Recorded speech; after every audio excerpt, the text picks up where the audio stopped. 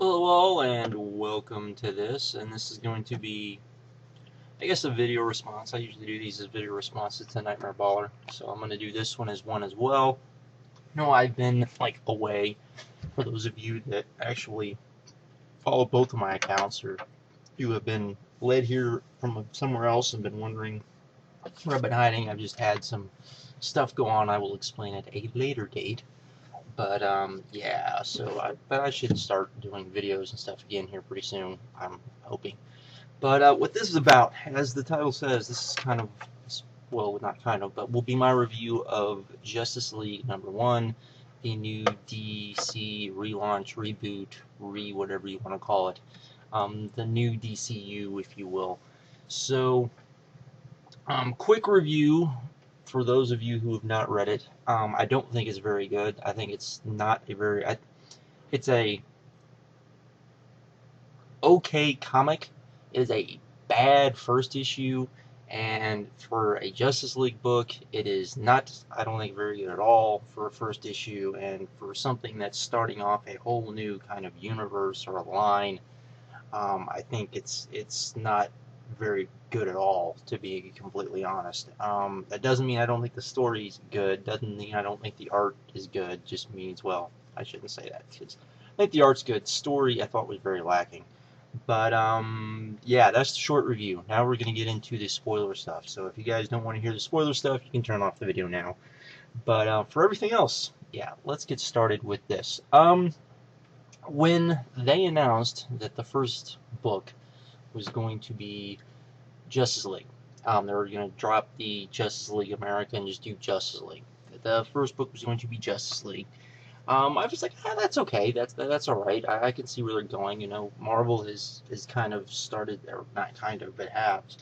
Uh, you know, the Avengers is now the center of the Marvel universe, and probably in somewhat of ways should be that way. I never thought it should be the X-Men, and the X-Men were for a while. You know, the X-Men are kind of should be the outcasts of the Marvel universe, and not, even if the heroes kind of accept them, they still should be kind of they should not be the center of the Marvel universe, and it's always kind of been, you know, sometimes it's been, for a long time it was Spider-Man. For a while, you know, it was the Avengers, and now it's pretty diehard, you know, that the center is the Avengers. So I can understand where DC was going when they thought of doing this. So, not a problem there. Now that I've read the first issue, I think it was a mistake. And here's why. Because this is the start. This is basically you introducing all of these heroes, particularly the main core heroes of the DC Universe. And what we got in issue 1 was basically a Batman Green Lantern team up with a cameo by Superman in Justice League #1. This wasn't Batman #1. This wasn't Green Lantern #1. This was Justice League #1, and we got a Batman Green Lantern story with Superman as a cameo. Kind of disappointing, particularly when, if you get the deluxe edition or whatever it is, the book's $4, $4, and that's all you get. That's it, and the story just was very lacking. It wasn't a strong story in my opinion. It was just wasn't very good, and I think it was, to me, it was pretty evident that, I don't know. I think that they didn't think this out well. Of course, all you have to do, if you want to proof that they didn't think this out well, is you have to just look at, you know, the fact that we are getting a Justice Society of America, but it's not in this universe or this Earth. It's on Earth 2, I believe, or Earth 3, or one of the other multiple Earths. Yes, we're not even a year into this, and we're already getting multiple Earths already. That is a wonderful, wonderful start, and it just shows that they didn't think this out far enough. But yeah, this was not a good introduction, in my opinion, to this new DC universe, which to me seems like a much darker DC universe, because we start off, and I guess the Gotham cops or somebody are trying, they never really explained, were trying to kill Batman, Green Lantern shows up, so then they start trying to shoot Green Lantern as well. Batman drops, a hint that Green Lantern apparently has had, issues with the American Air Force out west, so apparently he's also an outcast. We get kind of, well, we do get Cyborg, but not as Cyborg yet, which seems very odd to me. Maybe he already is Cyborg and he doesn't know it, and we don't know it yet. I don't know, but it just seemed very out of place in the story. Um, but it everything about this just kind of screamed we didn't think this through. That we just kind of threw this together because this seemed like the thing to do, even though it definitely had probably been working on this for well over a year, and it just didn't seem to fit very well, in my opinion. So, yeah.